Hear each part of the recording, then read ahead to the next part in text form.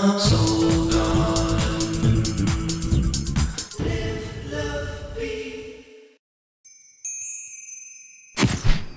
Hey there, Captains, and welcome now to Monday. Well, today I think for the Capricorns, I think your heart's going to be with your career, so you might be a bit career sensitive today. That's because the moon has moved into Libra. We'll stay there for about 36 hours.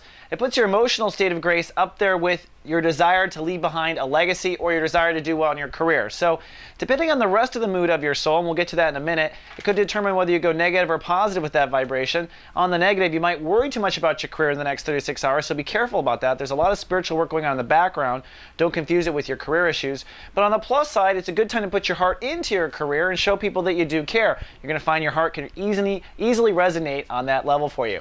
Now, moving around the zodiac, the real headline of the day, I think, is a kite formation coming off of that soul pyramid that started last Friday in fire. Now, the key of the soul pyramid for you ultimately is Venus in Aries in the 4th house, which is over this period of the soul pyramid, the next 2 weeks, you're going to kind of come up with a new self-care regimen, a new family life. You might redecorate your home. You might even move during this time. It's about a new foundation that supports the new Capricorn.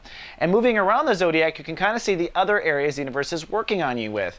First of all, there's the Sun-Uranus conjunction in Pisces in the 3rd house, which means overall, by the end of this month, you should be thinking very differently, and your self-dialogue should be a lot different as well. So perhaps you're very critical of yourself in the past, and finally, Capricorn, you might lighten up on yourself a little bit.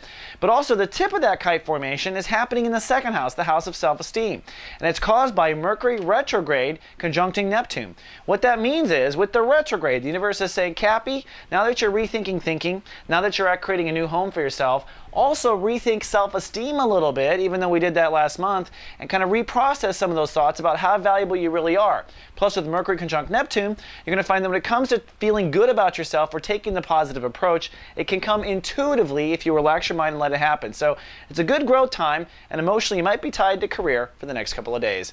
All right, Cappy, that's all I have for today. I'll see you tomorrow with more soul horoscopes. Live, love, be.